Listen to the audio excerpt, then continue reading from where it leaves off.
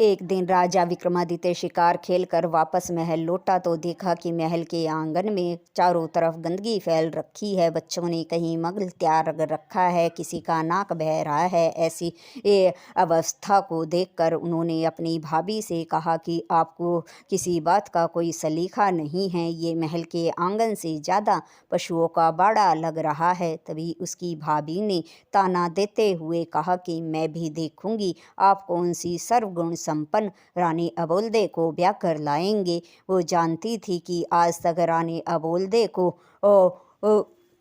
जो भी ब्याने गया है वो असफल हुआ है। यह बात राजा विक्रमादित्य के हृदय में तीर की तरह चुभ गई। वह कहने लगे, अब तो मैं रानी अबोल्दे को साथ लेकर ही महल वापस लौटूंगा। बिना खाना खाए वे महल से बाहर चले गए। जाते हुए सोचने लगे कि रानी अबोल्दे की शर्त ऐसी है कि बहुत से राजा और महाराजाओं ने उससे विवाह करने का प्रयास किया, लेकिन सभी असफल रहे। रानी अबोल्दे की चुप्पी को तोड़कर जो रात्रि के 4 पहर में उसे बुलवा देगा, रानी अबोल्दे उसी से विवाह करेगी। ये शर्त पूरी करने के लिए रानी अबोल्दे के महल में बहुत से राजा और राजकुमार गए, लेकिन कभी सफल हो नहीं हुए। इसलिए सैकड़ों राजा और राजकुमार अब रानी अबोल्दे की कैद में थे। राजा विक्रमादित्य के पास 4 वीर थे जो उसका सब कहाँ मानते थे। राजा विक्रमादित्य ने एक योजना बनाई और रानी अबोल्दे के राज्य की ओर बढ़ चला। कई दिनों के सफ़र के बाद वह रानी अबोल्दे के महल के बाहर पहुंचा। उसने बड़ा सा डंका देखा। उस पर चोट की, क्योंकि जो भी रानी की शर्त पूरी करने आता था वह उस डंके पर चोट करता था तो रानी को पता चल जाता था। रानी ने सैनिकों से कहा कि जो भी बाहर शर्त पूरी करने आया है उससे कहना कि शाम के समय मैं उससे अपने कक्ष में मिलूंगी। सैनिकों ने यह जाकर कह दिया। जब शाम हुई तो रानी अबोल्दे 16 श्रृंगार करके अपने कक्ष में पलंग पर चुप्पी साध कर बैठ गई। तभी वहाँ पर राजा विक्रमादित्य आए। पलंग के सामने एक कुर्सी रखी थी, उस पर वह बैठ गए और उन्होंने चुपके से अपने चारों वीरों को और रानी अबोल्दे के कमरे में तैनात कर दिया। एक को पलंग पर, दूसरे को मटके पर, तीसरे को रानी के हार पर और चौथे को खिड़की पर सूक्ष्म रूप में खड़ा कर दिया। उसे कोई भी देख नहीं सकता था। फिर राजा विक्रमादित्य ने रानी अबोल्दे से बोलने की कोशिश की, लेकिन रानी अबोल्दे तो पत्थर की मूर्त बनी बैठी थी। तभी राजा विक्रमादित्य ने पलंग से कहा, ए पलंग, तू ही कुछ कह सुना। रानी अबोल्दे तो बोलने से रही। इस तरह तो रात्रि का एक पहर भी कटने से रहा। तभी पलंग पर बैठे राजा के वीर ने कहा कि मैं क्या कह सुनाऊं, मुझे में तो इतनी बुद्धि नहीं है कि कुछ कहूं, पर अगर आप कुछ कहेंगे तो मैं हुकार जरूर भरूंगा। तभी राजा विक्रमादित्य ने कहा, तो ध्यान से सुनो। एक राजकुमार और से मंत्री के बेटे में गहरी मित्रता थी। वे दोनों बचपन से जवानी तक साथ बड़े हुए थे, हर दूसरे के बिना नहीं रह सकते थे। एक दिन मंत्री ने अपने बेटे गोपाल से कहा कि गोपाल बेटा, तुम अपनी ससुराल जाओ और अपनी पत्नी को ले आओ। गोपाल ने अपने पिता से कहा, पिताजी, क्या मैं राजकुमार को भी अपने साथ ले जाऊं? मंत्री ने कहा, बेटा, साथ तो ले जाओ, लेकिन इस बात का ख्याल रखना कि उसकी आवभगत राजकुमारों की तरह होनी चाहिए तुम्हारी ससुराल में, वरना हमारी नाक कट जाएगी। तभी गोपाल ने कहा, ठीक है पिताजी। अब गोपाल घोड़े पर सवार होकर राजकुमार के साथ अपनी ससुराल की ओर जा रहा था, पर उसके मन में यही बातें चल रही थी कि कहीं उसकी ससुराल में राजकुमार की आवभगत अच्छे से नहीं हुई तो वह क्या करेगा।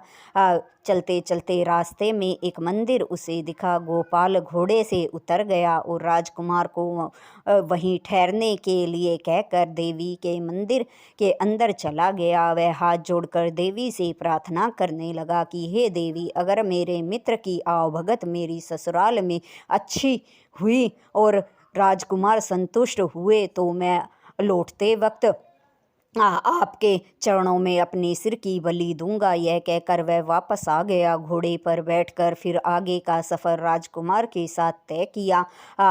जल्द ही वे गोपाल की ससुराल पहुंच गए। जब वे ससुराल में पहुंचे तो गोपाल ने देखा कि उसका ससुर एक धनी आदमी था। उसने राजकुमार और गोपाल दोनों की अच्छे से आवभगत की और 15 दिन तक उन्हें अपने घर ही रखा और उनकी मेहमान नवाजी की।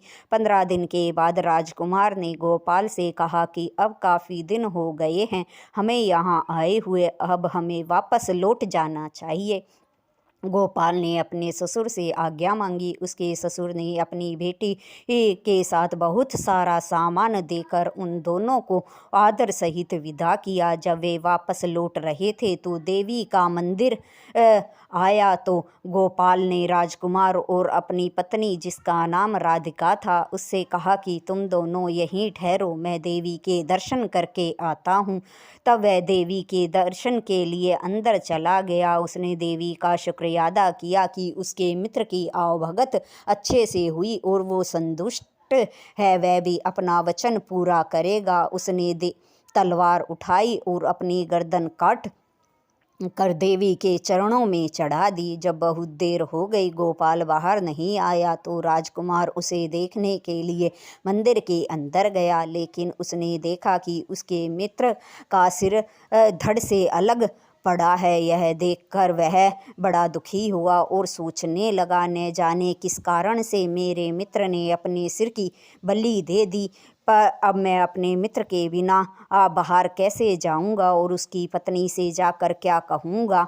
यह सोचकर राजकुमार ने भी अपना सिर तलवार से धड़ से अलग कर दिया। जब काफ़ी देर हो गई राजकुमार और राधिका का पति गोपाल नहीं लौटा तो राधिका को चिंता होने लगी। वह भी देवी के मंदिर में गई, लेकिन जो उसने देखा उसे देखकर उसकी चीख निकल गई। वह रोने बिलखने लगे कि हे देवी माँ, ऐसा क्या हुआ कि मेरे पति और उसके मित्र का सर धड़ से अलग पड़ा है। वह काफ़ी देर तक रोती रही, फिर कहने लगी, अभी तो मैं ससुराल भी नहीं पहुंची हूँ, इससे पहले ही मेरे पति मर गए हैं। अगर मैं ससुराल पहुंची तो कलंकनी कहलाऊंगी। इस कलंक को लेकर मैं जीवित नहीं रह सकती हूँ। यह सोचकर उसने देवी के चरणों में रखी तलवार को उठाया और जैसे ही अपने सिर को काटने लगी देवी वहां प्रकट हो गई। देवी ने तलवार पकड़ ली। तभी राधिका ने कहा कि माँ, आपने तलवार क्यों पकड़ ली? मैं अपना सर भी धड़ से अलग कर दूंगी।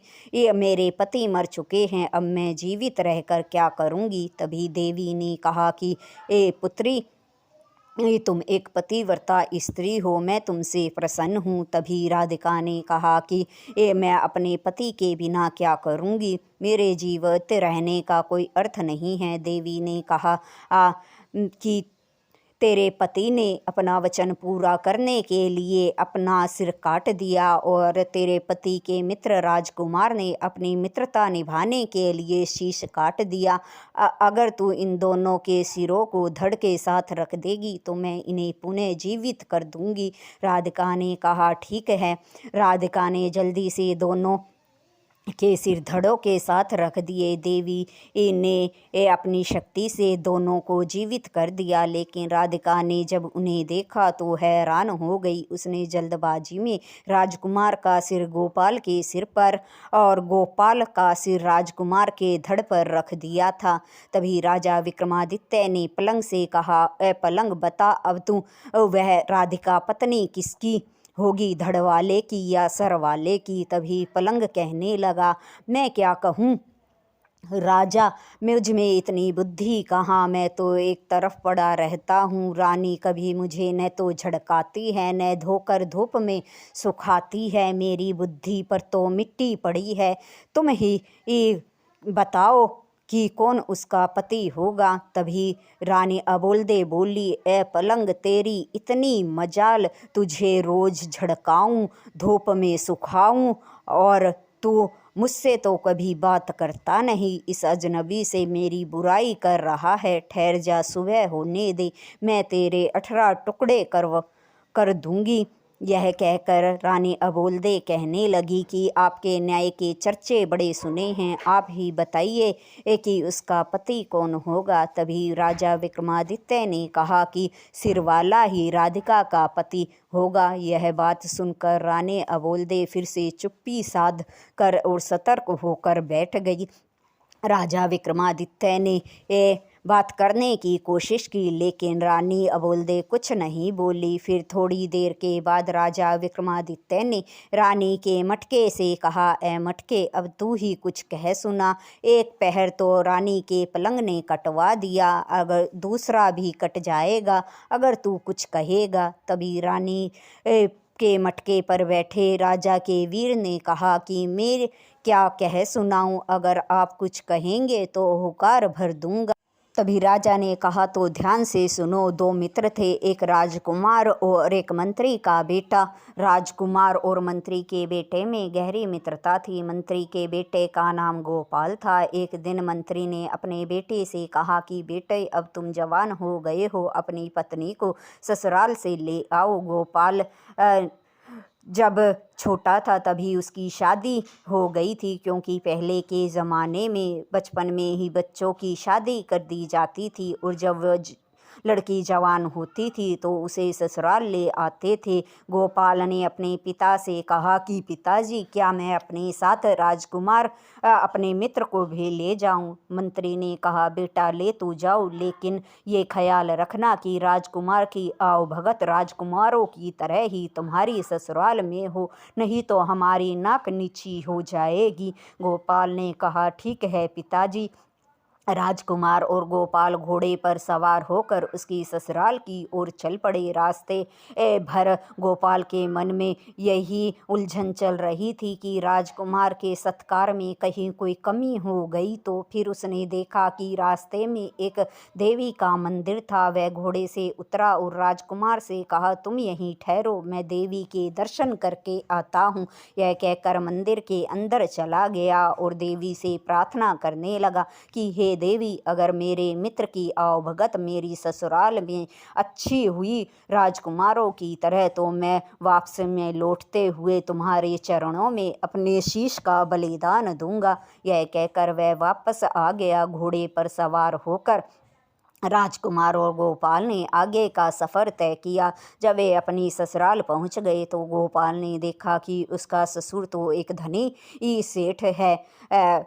उसके ससुर ने गोपाल और राजकुमार की खूब अच्छे से आवभगत की और 15 दिन तक उन्हें जाने नहीं दिया। 15 दिन के बाद राजकुमार ने गोपाल से कहा कि मित्र, अब हमें वापस लौट जाना चाहिए। गोपाल ने अपने ससुर से आज्ञा ली। गोपाल के ससुर ने बहुत सारे उपहार देकर उनके साथ अपनी बेटी को सम्मान से विदा किया। जब वे वापस लौट रहे थे तो देवी के मंदिर को देखकर गोपाल ने घोड़ा रोक लिया और अपने मित्र राजकुमार और पत्नी, जिसका नाम राधिका था, उससे कहा कि तुम दोनों यहीं ठहरो, मैं देवी के दर्शन करके आता हूँ।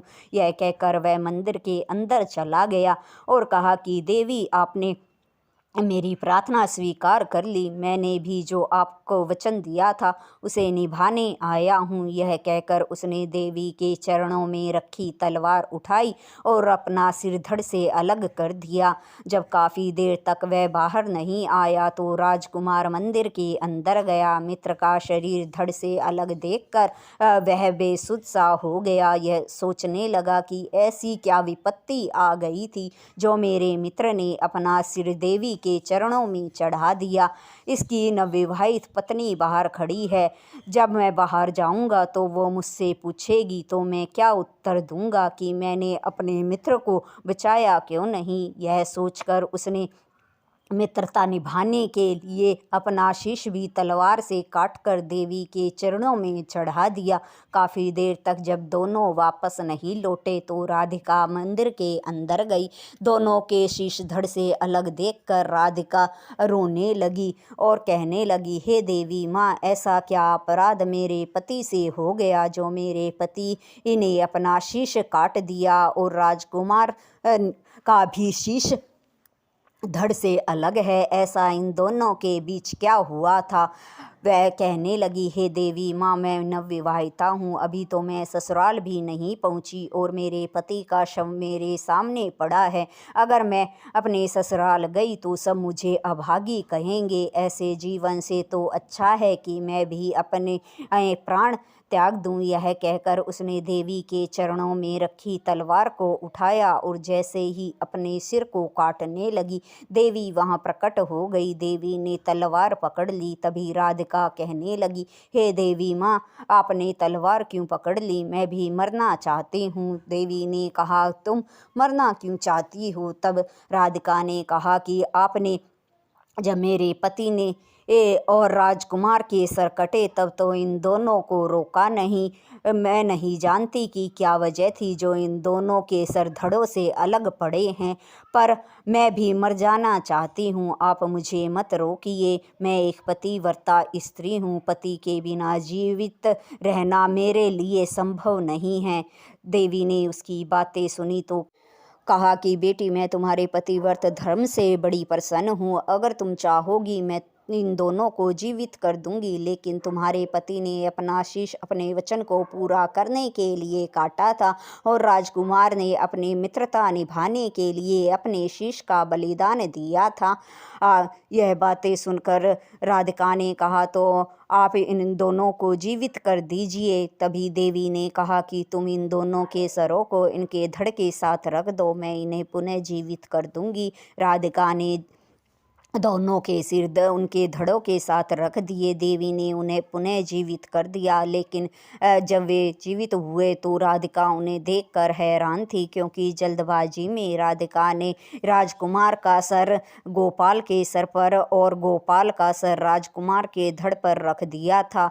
तभी राजा विक्रमादित्य पलंग से कहने लगे, ए पलंग, बता अब राधिका पत्नी किसकी होगी, धड़ वाले की या सिर वाले की? तभी पलंग ने कहा कि राजा, मैं क्या कहूँ, मैं तो एक तरफ पड़ा रहता हूँ। न रानी मुझे झड़काती है, न धोई चद्दर बिछाती है, मेरी बुद्धि पर तो मट्टी जमी पड़ी है। तुम ही बताओ। यह बात सुनकर रानी अबोल्दे को गुस्सा आया। वह बोली, ए पलंग, तेरी इतनी मजाल, रोज तुझे झाड़ू, रोज धुली चद्दर बिछाऊं और तू मेरी बुराई अजनबी के सामने कर रहा है। सुबह होने दे, तेरे 18 टोकने की कर दूं तो कहना।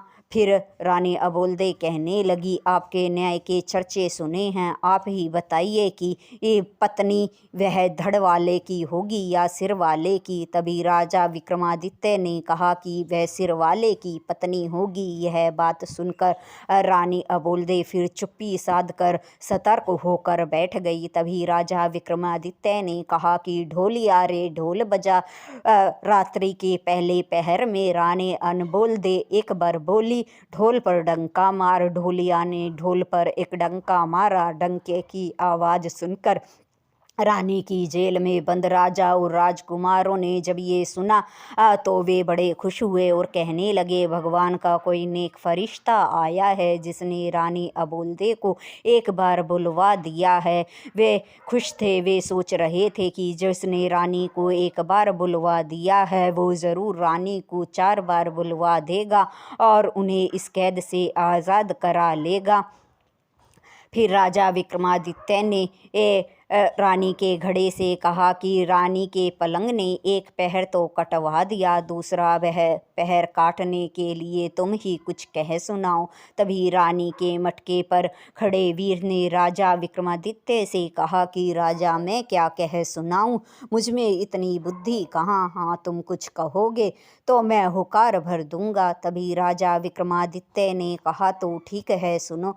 राजकुमार भानु और सेठ के बेटे जयराज में बचपन से गहरी मित्रता थी। जब वे छोटे थे तो उन्होंने नादानी में एक दूसरे से वादा किया कि जब वे बड़े हो जाएंगे और जिसकी पहले शादी होगी वो अपनी पत्नी को दूसरे मित्र के पास सुहाग रात वाले दिन भेजेगा।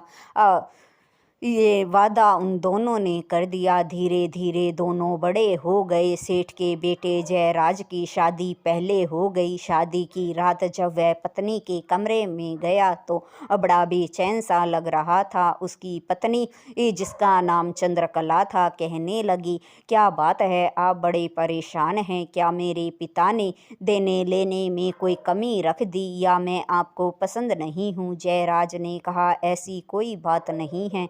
तब चंद्रकला ने कहा, क्या खाने पीने की व्यवस्था ठीक नहीं थी? जयराज ने कहा, ऐसी कोई बात नहीं है, मैं अपने ही दिए वचन से परेशान हूँ। तब चंद्रकला कहने लगी, ऐसी क्या बात है जिससे आप इतने परेशान हैं? अब मेरी शादी आपसे हो चुकी है, मैं आपकी अर्धांगिनी हूँ, आपके सुख दुख की साझेदार हूँ। आप मुझे बताइए कि क्या बात आपको परेशान कर रही है? तभी जयराज ने कहा कि क्या बताऊँ, बचपन में किए गए वादे को लेकर मैं परेशान हूँ। अगर उसे निभाता हूँ तो तुम्हारी लाज जाती है, और नहीं निभाता तो दोस्ती जाती है। मैं क्या करूं, ये समझ नहीं पा रहा हूं। तभी चंद्रकला कहने लगी, आप वो वचन मुझे बताइए, मैं उसे अपनी जान देकर भी निभाऊंगी। तभी जयराज कहने लगा, अगर तुमने मेरा दिया वचन निभाया तो तुम्हारी लाज चली जाएगी, और विवाह के समय मैंने तुम्हारी लाज की रक्षा का वचन तुम्हें दिया है। तभी चंद्रकला कहने लगी, आप बताइए तो सही, क्या बात है? तभी जयराज ने बताया कि बचपन में मैंने अपने मित्र राजकुमार भानु से ये वादा किया था कि जिसकी भी शादी पहले होगी वो अपनी पत्नी को पहली रात अपने मित्र के पास भेजेगा। यह बात सुनकर चंद्रकला एक बार तो चुप सी हो गई थी। फिर उसने कहा, तो ठीक है, मैं आपके दिए वचन को निभाऊंगी। जयराज कहने लगा, पर इसमें तुम्हारी लाज चली जाएगी। चंद्रकला बड़ी ही बुद्धिमान थी।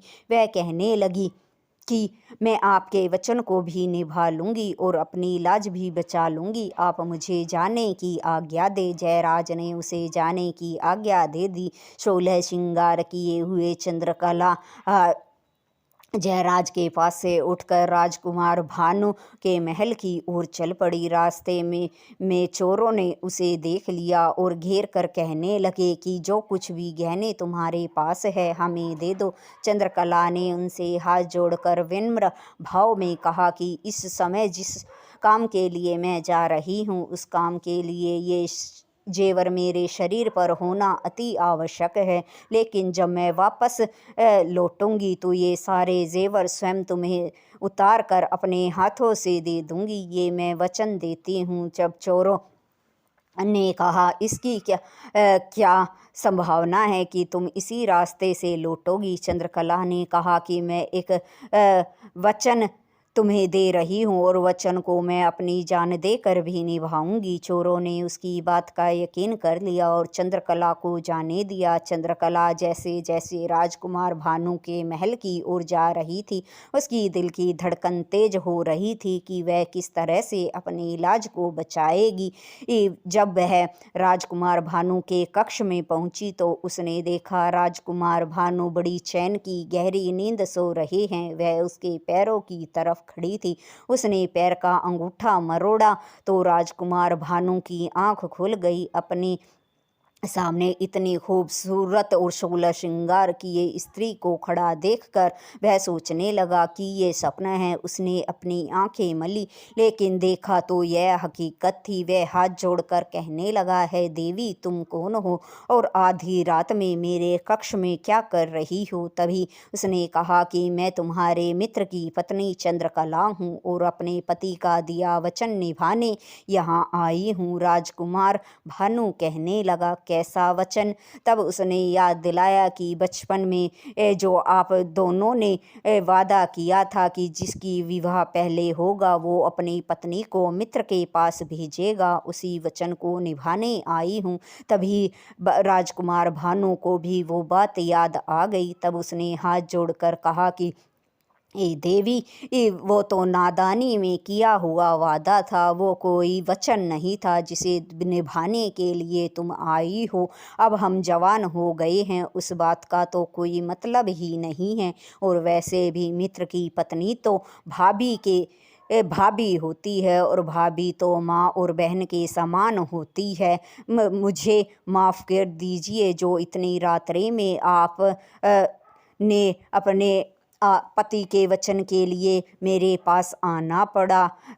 तब वह कहने लगा कि मैं तुम्हें अपने धर्म की बहन बनाता हूँ। चंद्रकला जब जाने लगी तो राजकुमार भानु ने कहा कि भाई के घर से बहन कभी खाली हाथ नहीं जाती। उसने लाल चुनरी चंद्रकला को दी और हीरे मोतियों से भरा हुआ थाल दिया और विदा किया। जब चंद्रकला हीरे मोतियों से भरा हुआ थाल लेकर उस सुनसान रास्ते पर वापस लौट रही थी, उसकी पायल की आवाज़ चोरों ने सुनी, क्योंकि वो वहीं उसकी राह देख रहे थे। तो वे आपस में कहने लगे, यह स्त्री तो अपने वचन की पक्की निकली, यह तो वापस लौट आई है। जब उन्होंने देखा कि उसके साथ कोई सिपाही नहीं है, वे उसके सामने गए। उसके पास हीरे मोतियों से भरा थाल था। चंद्रकला ने वो थाल चोरों को दे दिया और कहने लगी, शायद ये हीरे मोतियों से भरा थाल भी तुम्हारे भाग्य में था। फिर अपने गहने उतारने लगी। ये सब देखकर चोर हैरान थे कि वह इतने सारे हीरे जवाहरात कहाँ से ले आई। चोरों ने उससे कहा, तुम अपने गहने मत उतारो, पहले हमें ये बताओ कि तुम कहाँ गई थी और ये सब सामान तुम कहाँ से लेकर आई हो। तभी चंद्रकला ने अपने पति के वचन वाली बात और राजकुमार के महल से लौटने वाली सारी बातें चोरों को बता दी। चोर उसके सामने हाथ जोड़कर खड़े हो गए और कहने लगे, तुम तो सच्ची पतिव्रता औरत हो, जो अपने पति के वचन को निभाने के लिए तुमने अपनी लाज की भी परवाह नहीं की। तुम पतिव्रता स्त्री हो और तुम्हें देखकर हम धन्य हो गए हैं। अगर तुम चाहो तो हम पापियों की बहन बनना स्वीकार कर सकती हो, जिससे हमें भी कुछ पुण्य मिल जाए। यह कहकर उन्होंने मोतियों का थाल उसे वापस लौटा दिया और चोरों ने जितना भी सामान सोना चांदी लूट रखा था वो भी सारा चंद्रकला को दे दिया और कहा कि ये हम पापी भाइयों की तरफ से तुम्हारे लिए छोटी सी भेंट है, और उन्हें उसके रास्ते पर आगे तक छोड़ दिया। तभी राजा विक्रमादित्य ने मटके से कहा, बता मटके, किसका त्याग बड़ा है, राजकुमार का या चोरों का। तभी मटके ने कहा, राजा मैं क्या बताऊं, मेरे घड़े के पानी को कोई बदलता भी नहीं है, गंदा संदा पड़ा रहता है, न ही कोई इसे धोता और मांजता है। रानी तो इसकी तरफ देखती भी नहीं है। घड़े की ये बातें सुनकर रानी अबोलदे गुस्से से बोली, घड़े तेरी ये मजाल, रोज तुझे धोऊं, तुझ में ताज़ा नीर भरूं, और तू कभी मुझसे तो बात करता नहीं, अजनबी के सामने मेरी बुराई कर रहा है। सुबह होने दे, तेरे 18 टुकड़े कर दूंगी। फिर रानी राजा से कहने लगी, आपके न्याय के बड़े चर्चे सुने हैं, आप ही बताइए किसका त्याग बड़ा है। तभी राजा ने कहा कि चोरों का त्याग बड़ा है, क्योंकि राजकुमार भानु तो राजा के बेटे हैं, उनके लिए एक हीरे मोतियों का थाल कोई मायने नहीं रखता। लेकिन चोरों ने तो चंद्रकला को अपनी सारे लूटा हुआ धन दे दिया, इसलिए उनका त्याग बड़ा है। यह सुनकर रानी अबोलदे ने चुप्पी साध ली। तभी राजा विक्रमादित्य ने कहा, ढोलिया रे ढोल, ढोल पर डंका मार। रानी रात्रि के दूसरे पहर में दूसरी बार बोली। यह सुनकर ढोलिये ने ढोल पर 2 डंके मार दिए।